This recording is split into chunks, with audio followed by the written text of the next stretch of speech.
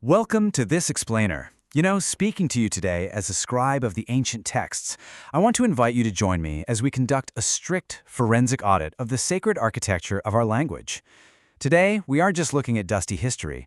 We're looking at the very mechanics of how words bind us, how they free us, and how they can be fundamentally altered. Think about this for a second. What if the words you use to pray, to affirm your beliefs, or to seek deliverance are actually signing a blind, state-sanctioned contract? Crazy, right? Well, let's dive into this structural mystery and see exactly how your spiritual allegiance might be redirected without you even knowing it, simply by changing the mathematical roots of the words you speak every single day. Here is our audit agenda for today. We'll start with words as mathematical formulas, uncover the sabotaging of the deliverer's name, and examine the erasure of Emet. Then, we'll explore the hollow imperial shell of modern affirmations.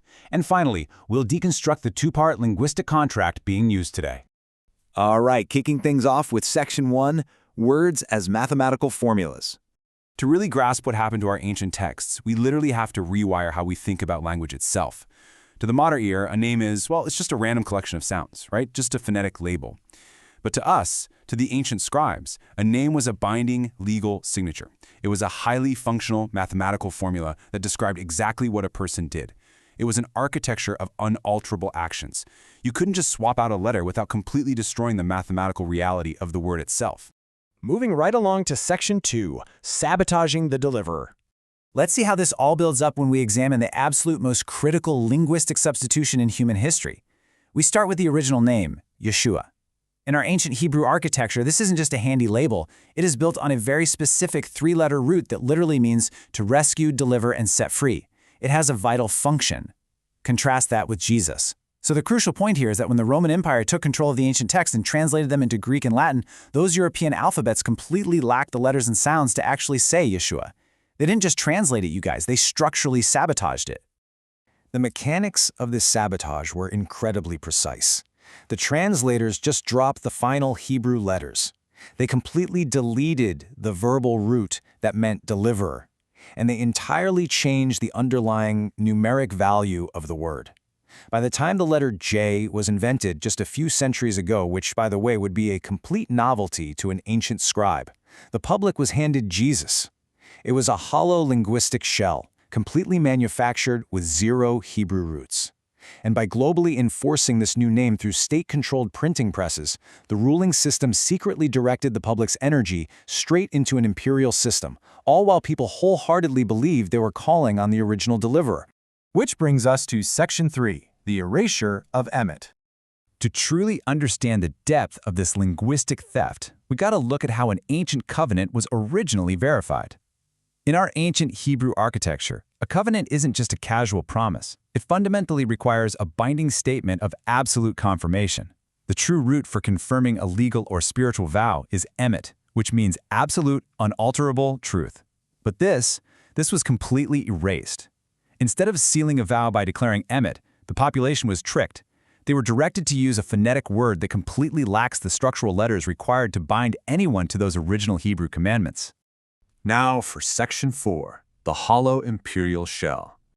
We really need to examine the specific word that replaced emet. It brilliantly and kinda terrifyingly illustrates the danger of stripping words of their roots. Just look at the semantic family tree of the original root amen. Amen means to be firm, stable, or to nurse and nourish a child. From this root, we get omen, meaning a foster father or nourisher, and imuna, which translates to a steady, unwavering lifestyle. When you use a word with this root completely intact, you are actively saying, I am binding myself to the steady, ancient framework that nourishes our original biological lineage. Now, when we contrast the two forms used today, the difference is night and day. Amen, with its original structural root, acts as a mathematical modifier. It's a legal and biological formula that locks you directly into the Hebrew calendar and laws. But then we have amen without the root. When the word was lifted out of our texts and transliterated into Greek, Latin, and modern English, it was stripped completely bare of its verbal root. It was reduced to a simple, generic religious exclamation, meaning nothing more than verily, so be it, or I agree. As the forensic evidence shows, and I'll quote directly here, without its root, the word operates as a blind contract signature. It simply validates whatever word or name came right before it. Because the modern word Amen no longer carries the structural requirement of being anchored to the Hebrew laws of Abram, it literally functions as a blank check. It has become a blind signature for the ruling system.